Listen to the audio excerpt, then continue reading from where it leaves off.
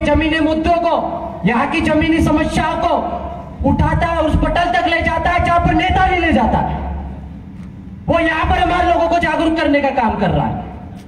नवरात्रि में नवमी के दिन गरबे में गया वो, उसको लगा कि 3 बज गई है, 4 बज गई है। एक सवाल कर लिया उसने कि क्या भाई साहब, मैं भी गरबा देख रहा हूं लेकिन 4 बज गई यार, क्या बात है, पुलिस वाला आए नहीं आज, गरबा क्यों नहीं रुक रहा है? तो यहाँ के गरबा पंडाल के लोगों ने उसे फुटबॉल की तरह मारा। एक आदमी को देख के साला लिक्चर गवार भेड़िए साले इस तरह से कायराना हरकत करते हैं, फुटबॉल की तरह हमारे एक भाई को मारा, शेर आदमी को, उस आदमी को मारा जो काम सरकार को करना चाहिए था, भीड़ी भाषा का प्रमोट करना चाहिए था। आदिवासी संस्कृति सभ्यता परंपरा को प्रमोट करने का काम भारत सरकार को भी है, राज्य सरकार को भी है। ये 244 एक है, ये 13(3) का 1 लागू होता है। यहां पर ग्राम सभा को विधि का बल प्राप्त है, यहां की पंचायत जो बोलेगी वो सर्वोपरि है। तो 3% लोग जो इस कस्बे में बैठे हैं, जो इस कस्बे में रह रहे हैं, वो जो गैर आदिवासी है, वो 3% सब नहीं होंगे। उस गरबा पंडाल में मौजूद 3-4 लोग ही होंगे और उससे प्रभावित 50 लोग होंगे। उन्होंने हमारे पत्रकार भाई के साथ मॉब लिंचिंग जैसी घटना की। आप समझ रहे हो मॉब लिंचिंग क्या होता है? जब भीड़ आती है, एक व्यक्ति को मारती है और वो आदमी मर जाता है। आपने देखा है चित्तौड़गढ़ में हमारे आदिवासी भील, वो भी झाबा के ही थे, 2 भाइयों के साथ में ऐसी मारपीट की थी जिन्होंने गाय और बैल के बीच में फर्क नहीं मालूम, उन्होंने बैल को लाने वाला हमारे आदिवासी भील भाई को मारा। एक की मृत्यु हो गई, एक आज भी अस्पताल में भर्ती है। नीमच में भी ऐसी घटना हुई, सरेआम हमारे आदिवासी भील भाई को पकड़ के घसीट के पिकअप में बांध के घसीटा जाता है, 500 मीटर घसीटता जाता है। लोग वीडियो बना के उसको एंजॉय करते हैं, पुलिस प्रशासन सोता रहता है। खरगोन में पुलिस कस्टडी में हमारे आदिवासी समाज के युवक को बेदर्दी से, बेरहमी से इस तरह से मारा जाता है कि उसकी चमड़ी यहां से यहां पूरी छिल जाती है, उसका कुत्ता कट जाता है। साला 3rd डिग्री टॉर्चर में भी ऐसी सजा का प्रावधान नहीं है। जितना शोषण, जितना अत्याचार, जितनी मारपीट हमारे समाज के लोगों के साथ ये लोग कर रहे हैं ना, वो सही कह रहा हूं मैं, नर्क में भी हमने सुना है, स्वर्ग नर्क क्या होता पता नहीं, लेकिन वहां पर भी ऐसी सजा यातना नहीं होती। ये तालिबानी से भी बदतर लोग हैं। देश में देशद्रोही का जो कानून लागू किया गया था वो इन गद्दारों के लिए था, लेकिन एक चूतिया आदमी बोलता है, बोले कि जयस नक्सली, जयस विदेशी फंडिंग से आता है कि क्या होता, फलाना ढिंका होता है, ये देशद्रोही है। अरे भाई, सरकार तुम्हारी, एजेंसियां तुम्हारे हाथ में, ये IBCID भैया कितने कैमरे, थोड़ा अच्छे से दिखा देना। ये नितेश लावाई बोल रहा है, दिल खोल के बोल रहा है, अभी मेरे पास खोने के लिए कुछ बचा है। मेरे को जितना खोना था मैंने खो दिया, कुछ नहीं बचा, जान बची हो वो लेना तो ले लेना। तो तुम्हारे पास एजेंसियां है, हमारा एक अकाउंट यहां से भी सब सार्वजनिक करके बता दो, किसके अकाउंट में अमेरिका से पैसा आया। अरे जॉर्ज बाइडेन से मिलने तुम जाते हो, चाइना तुम जाते हो, पाकिस्तान में बिरयानी खाने तुम जाते हो, हम जाते हैं क्या? हमारे लोग बड़ी बड़ी मुश्किल से 5-5, 10-10 रुपए इकट्ठा करके यहाँ तक आते हैं और हमारे समाज के खिलाफ हो रहे हैं अत्याचार, शोषण के खिलाफ अपनी आवाज बुलंद करते हैं। एक FIR आई है मेरे पास मेघनगर की। मेघनगर में एक FIR कराने के लिए हमारे लोग गए। रतन सिंह भूरिया भील, हमारा आदिवासी भाई, उसको मनोज प्रजापत और उसके साथी 4 जो प्रजापति समाज के, कुमार समाज के, हांडे पीटने से फुर्सत नहीं, साला हमारे आदमी को मार रहे हैं। हमारी 2 बहनों के साथ में शोषण किया उन्होंने, उनका शोषण किया। जब वो बाप गया अपनी बेटी की मजदूरी के पैसे लेने के लिए, तो उसको बेरहमी से मारा। हमने वहां के DI को फोन लगाया कि भैया हमारा आदिवासी भाई है, आप एट्रोसिटीज एक्ट लगा दीजिए। तो बोले मैं दिखवाता हूं। मैं आपसे पूछना चाहता हूं, या पूरा पुलिस प्रशासन खड़ा है, जिला प्रशासन के भी खुफिया एजेंसी वाले और जिम्मेदार लोग खड़े होंगे।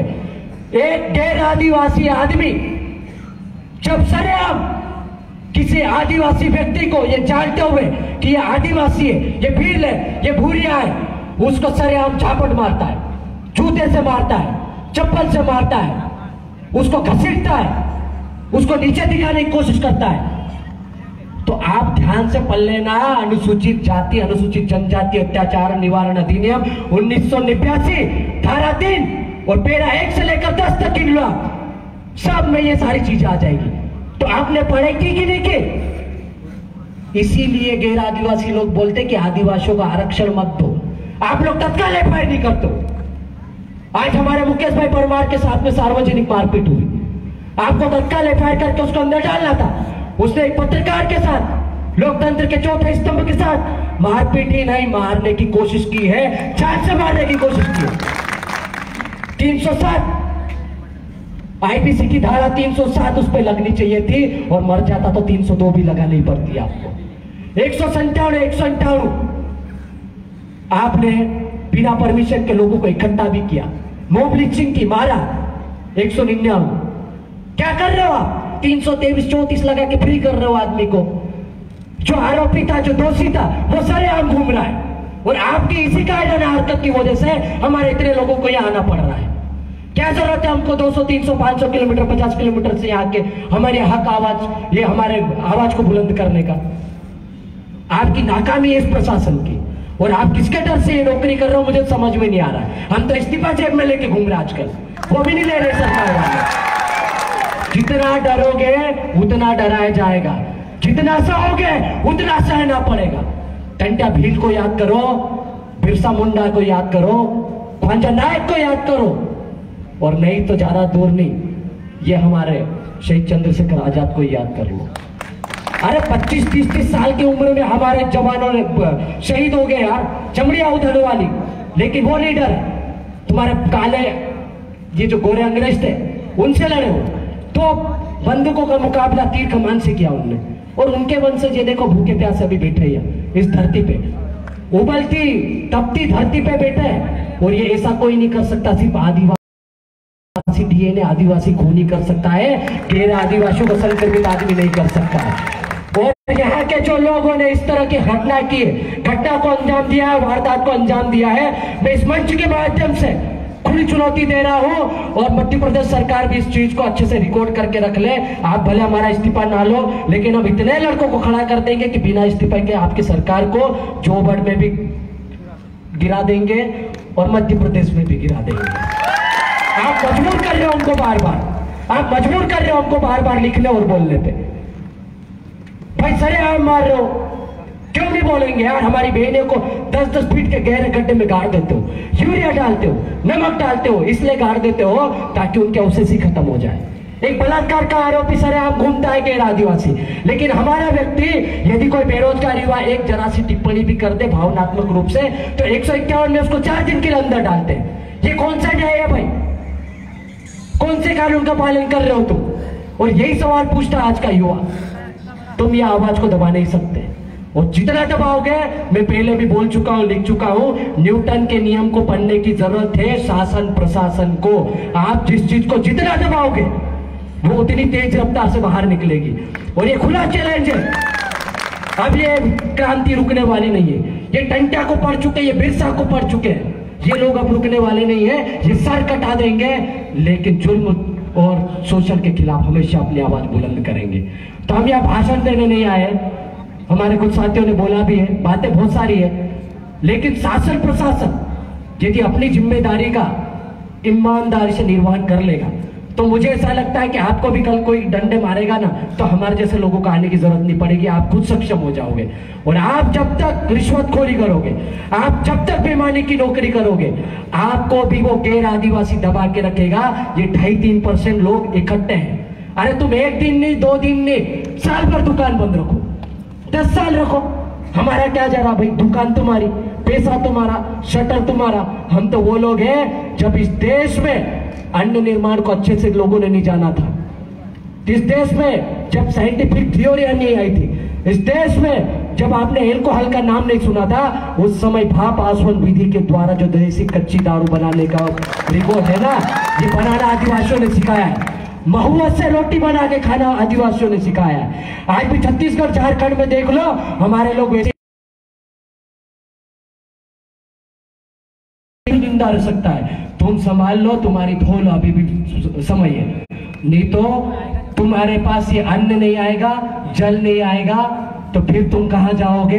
5वीं अनुसूची अमल करने की जरूरत नहीं है। हम जब हमारे घर में ही हमारे लोगों को रोक लेंगे ना, तो 5वीं अनुसूची ऐसे ही अमल हो जाएगी और आपकी रोजी रोटी बंद हो जाएगी। तब हमारे घर में मत आना हाथ पैर जोड़ के कि भैया भैया बोलो बासे का जो समझा लेने एक कट्टू गऊ आप दो, मौके आप दो, ये नहीं चलेगा। फिर तुमको मौका भी नहीं मिलेगा। गेहूं चावल तो बहुत दूर की बात है, इसलिए मजबूर ना करें। बस ये मैसेज था। अगली बार से ऐसी कोई गलती होगी तो हम लोग ये कहने नहीं आए, बता भी सकते हैं। हम लोग सिर्फ प्रदर्शन करना हमारा उद्देश्य नहीं होता है, हम आगाह करने के लिए आते हैं कि भविष्य में ऐसी घटनाएं ना हो, भविष्य में ऐसी गलती कोई आदमी ना करे, ताकि हमारे आदिवासियों के खिलाफ इस तरह की घटना हमारे संज्ञान में आए। बस ये मैसेज था। बाकी आप सभी साथी खड़े रहे, हम लोग शासन प्रशासन से बात करेंगे, उन्होंने कौन कौन सी कार्रवाई करी, यदि वो जो दोषी है वो अभी तक अंदर नहीं है तो क्यों नहीं है, किनका संरक्षण प्राप्त है और क्यों नहीं आने दे रहे हैं, उन पे सब पे चर्चा होगी। और ये भले राणापुर बंद रखे, एक दिन नहीं महीने भर रखे, हमको मतलब नहीं, लेकिन यदि दोषियों को अंदर नहीं डाला तो फिर राणापुर हम बंद कराएंगे, इस बात की गारंटी हम देते हैं। जवाहर जिंदाबाद, इंकलाब जिंदाबाद। धन्यवाद जौहर दादा।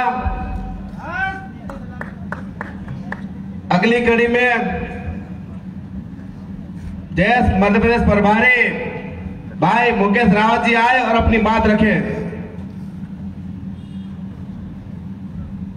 मुकेश रावत जी।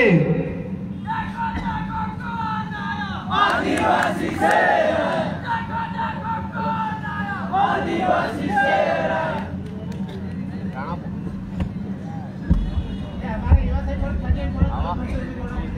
धन्यवाद संचालन महोदय। साथियों, आज इस राणापुर धरती पर आने की क्यों आवश्यकता पड़ी? आज हमारे भाई राकेश परमार के साथ जो मुकेश परमार के साथ गैर आदिवासी लोगों द्वारा मारकूट और उनके साथ गलत तरीके से फंसाने का काम किया है, उसको न्याय दिलाने के लिए हम यहाँ पे उपस्थित हुए हैं।